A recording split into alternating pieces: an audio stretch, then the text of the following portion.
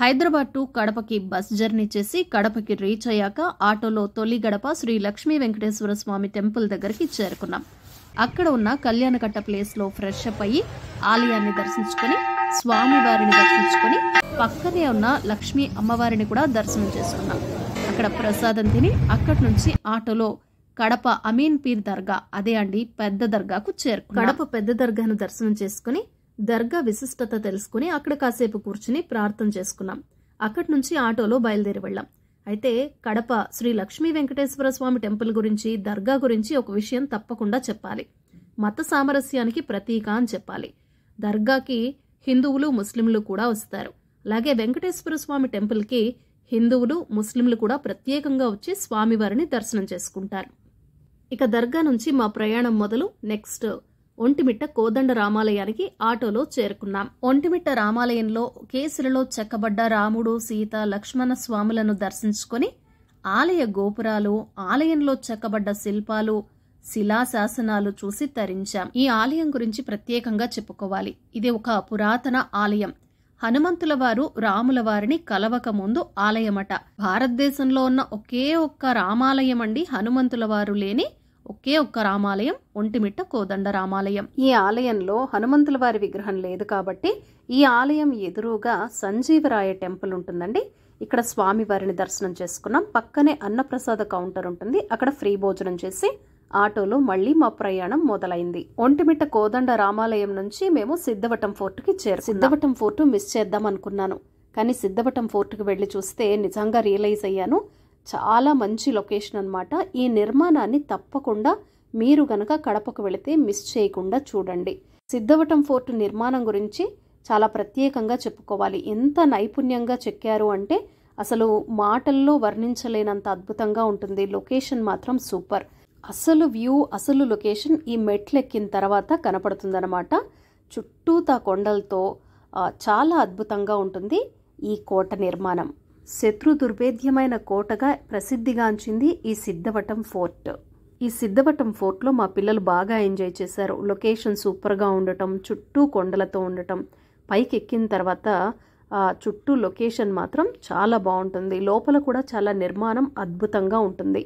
ఇక్కడ నాకు కూడా చాలా ప్రశాంతంగా అనిపించింది. దాదాపు గంటకు పైగా సిద్ధవటం ఫోర్ట్లో మేము టైం స్పెండ్ చేసాం. బాగా ఎంజాయ్ చేసామన్నమాట. ఈ లొకేషన్ని బాగా ఎంజాయ్ చేసాము. ఇక ఇక్కడి నుంచి మా ప్రయాణం మొదలైంది. ఇక మేము బద్వేల్కి బస్లో బయలుదేరాము. బద్వేల్కి రీచ్ అయ్యాక మరొక బస్లో బ్రహ్మంగారి మఠంకి రీచ్ అయ్యాము.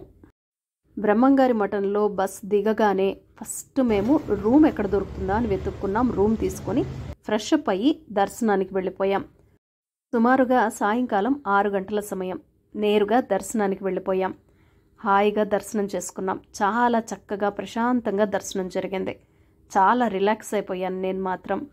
ఇక అక్కడి నుంచి బ్రహ్మంగారి మఠం పక్కనే ఈశ్వరీదేవి మఠం ఉంటుంది. ఈశ్వరీదేవి మఠంకి వెళ్ళి అమ్మవారిని దర్శనం చేసుకున్నాం. ఆలయంలో లడ్డూ ప్రసాదాన్ని తీసుకొని అక్కడి నుంచి ఆలయం నుంచి బయటకు వచ్చాం. ఇక బయట మనకి వరుసగా షాప్స్ అన్నీ కనపడతాయి.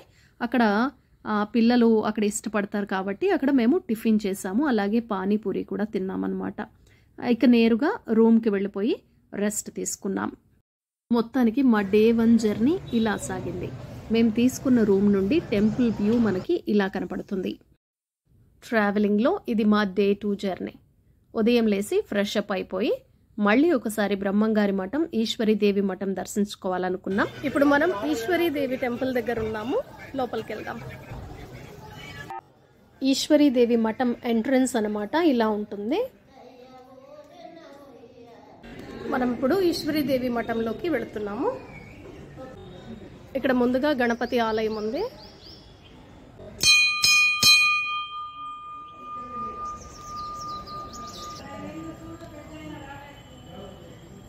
నేను నిన్న కూడా ఈశ్వరీదేవి మఠంని సాయంకాలం దర్శించుకున్నాను. ఇవాళ ఉదయం మరొకసారి దర్శించుకొని స్వామివారిని కూడా మరొకసారి దర్శించుకొని మిగతా స్వామివారి ఇల్లు అవన్నీ కూడా కవర్ చేయబోతున్నాను. చూస్తున్నారు కదా, ఈశ్వరీదేవి మఠంలో ఆలయ ధ్వజస్తంభం, మండపం, అలాగే క్యూ లైన్లు కూడా ఉంటాయన్నమాట. లోపల విశాలంగా ఉంటుంది ప్రాంగణం. ఎక్కువ క్రౌడ్ అయితే లేదు మేము వెళ్ళిన టైంకి. చాలా పీస్ఫుల్గా దర్శనం అనేది చేసుకున్నాం అనమాట. ముందు రోజు కూడా దర్శనం చేసుకున్నానని చెప్పాను కదా, ఇప్పుడు కూడా ఇదిగోండి ఇలా క్యూ లైన్లు ఉన్నాయి కదా, ఇలా లోపలికి మనం వెళ్ళాల్సి ఉంటుంది. లోపల కెమెరా అలౌ లేదు కాబట్టి నేను షూట్ చేయటం లేదు. మా దర్శనం అయితే కంప్లీట్ అయింది. ఆలయంలో ఇక్కడ నవగ్రహాలు కూడా ఉంటాయన్నమాట. ఇక్కడ బయటకు వచ్చేటప్పుడు ఇలా బావి దర్శనం ఇచ్చింది. నేను అనుకున్నాను స్వామివారు ఒక్క రోజులో తవ్విన బావి ఇదేనేమో అని అక్కడ వాళ్ళని అడిగాను అనమాట. ఇది కాదు, అది ఇంటి దగ్గర ఉంటుంది, ఈ బావి వేరే అని చెప్పారనమాట. మొత్తానికి ఈశ్వరీదేవి మఠంలో మా దర్శనం కంప్లీట్ అయింది. నేను నిన్న సాయంకాలం ఒకసారి దర్శనం చేసుకొని ఇవాళ కూడా దర్శనం చేసుకున్నా. చాలా ప్రశాంతంగా ఉంటుంది. లోపల ఈశ్వరీదేవి సమాధి ఉంది, అలాగే వాళ్ళ తల్లిగారి సమాధి, అలాగే వాళ్ళ తమ్ముడి సమాధి, ఇవి కూడా ఉన్నాయన్నమాట. అవి అక్కడ పూజారులు కూడా మనకి ఎక్స్ప్లెయిన్ చేస్తారు. చాలా బాగుంటుంది, ప్రశాంతంగా ఉంది. క్రౌడ్ అంతగా అయితే లేదు. మనకి హ్యాపీగా దర్శనం అయితే బాగా జరుగుతుంది. కాసేపు బాగా టైం స్పెండ్ చేయొచ్చు. ఇక్కడి నుంచి లోపలికి వెళ్తే ఇక్కడ చూడండి, ఈ గేట్ లోపల నుంచి లోపలికి వెళ్తే కనుక లోపల కూడా సమాధులు ఉన్నాయన్నమాట. ఈశ్వరీదేవి వాళ్ళ అక్క చెల్లి సమాధి లోపల ఉంటుందన్నమాట. అవి కూడా చూద్దాం రండి. అసలు ఈశ్వరీదేవి అంటే ఎవరు అని తెలియని వాళ్ళ కోసం చెప్తున్నానండి. బ్రహ్మం గారి మనవరాలు. 14 సంవత్సరాలు తపస్సు చేసి ఆమె జీవ సమాధి పొందారు.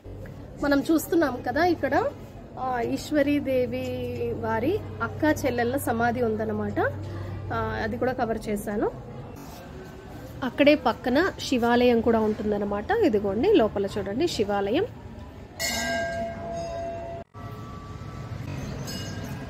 ఈశ్వరీదేవి మఠం యొక్క ఎంట్రన్స్కి ఆపోజిట్లోనే మనకి ఇలాగా ఇవి కనిపిస్తాయన్నమాట. ఇవి ఏంటా అని అనుకున్నాను. అక్కడ అడిగితే ఇవన్నీ కూడా సమాధులే అని చెప్పారనమాట.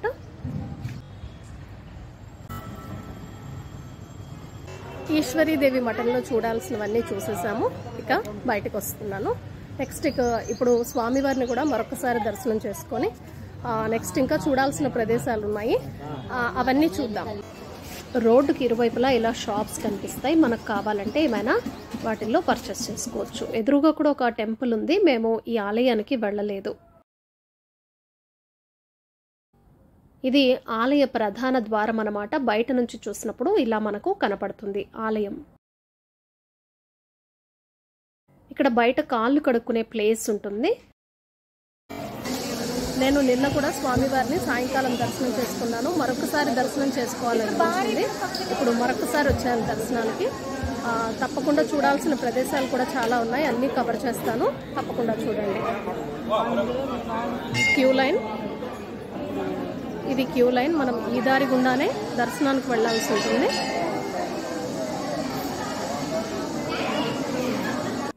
స్వామివారిని దర్శనం చేసుకోవడానికి ఇక్కడ టికెట్ తీసుకున్నాం. 40 రూపీస్ టికెట్ ప్రైస్ అనమాట. పిల్లలకైతే అవసరం లేదు. బ్రహ్మంగారి స్వామి టెంపుల్లో నా దర్శనం పూర్తయింది. ఇక నెక్స్ట్ చూడాల్సిన ప్రదేశాలు చూద్దాం.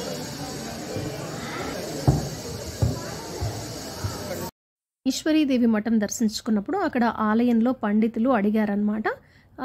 నేను షూట్ చేస్తున్నాను కదా, నేను యూట్యూబర్, ఇలా టీవీ యాంకర్ అని చెప్పంగానే వాళ్ళు నాకు షూట్ చేసుకోవడానికి పర్మిషన్ ఇచ్చి, అలాగే చూడాల్సిన ప్రదేశాలన్నీ తిరగటానికి ఒక ఆటో అతన్ని మాట్లాడి, వాళ్లకు తెలిసిన అతన్ని మాట్లాడి మాకు అటాచ్ చేశారనమాట. వాళ్ళు మాట్లాడిన ఆటోలోనే మేము బ్రహ్మంగారి మఠంలో తిరగాల్సిన అన్ని ప్రదేశాలు కవర్ చేశాం.